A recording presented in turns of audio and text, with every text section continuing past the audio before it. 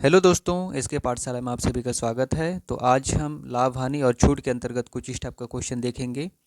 बहुत ही easy concept है, बस आप मेरे वीडियो में बने रहें। मैं बहुत ही आसान तरीके से आपको समझाने की कोशिश करूंगा।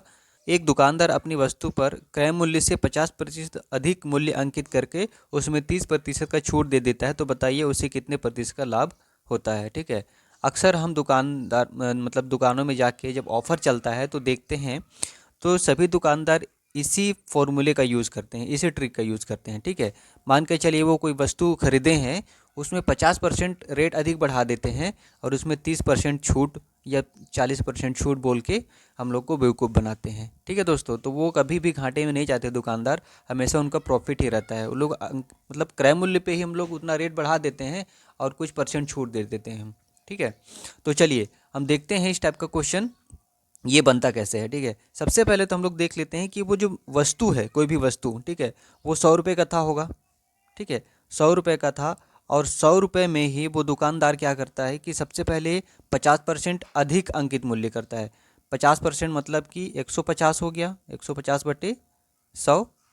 ठीक है, गुणित उसके बाद में क्या करता है, अंकित मूल्य में उस वो 30% का छूट दे देता है।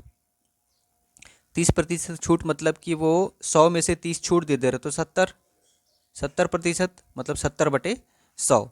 ठीक है, अब हम इसको काट देते हैं। यहाँ पे देखिए, ये 100 से ये 100 कट गया और ये जीरो से ये जीरो और ये जीरो से ये जीरो कट गया। ठीक है, अब 12 सत्ते कितना होता है, सॉरी 15 सत्ते 105 हो जाता है।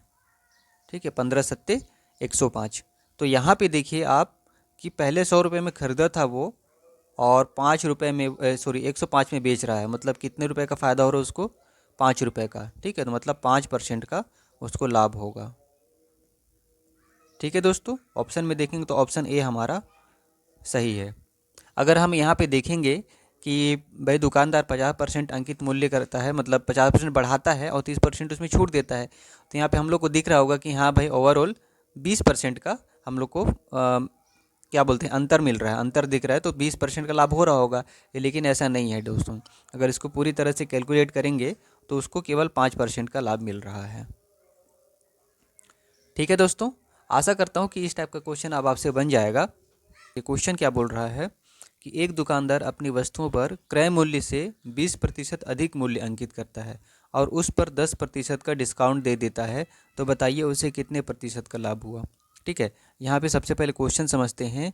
एक दुकानदार जो है वो कोई वस्तु, जैसे कि मान के चलिए कपड़ा ही है, वो जितना भी खरीदा है, जितना रुपए में खरीदा है, उससे 20% ज़्यादा वो मतलब रेट बताता है। ठीक है, उसके बाद में फिर उसमें फिर 10% का छूट दे देता है। तो बताइए वो उसको कितने परसेंट का लाभ हुआ। ठीक है, तो यहाँ पे देखिए सबसे पहले कोई भी वस्तु हम लोग प्रतिशत में देखते हैं तो 100% होता हुआ है। ठीक है, तो मान के चलिए वो वस्तु जो है वो अपने आप में 100% है। ठीक है, 100% में ही वो क्या करता है, सबसे पहले 100% में ही वो क्रय मूल्य से 20% अधिक मूल्य अंकित कर देता है।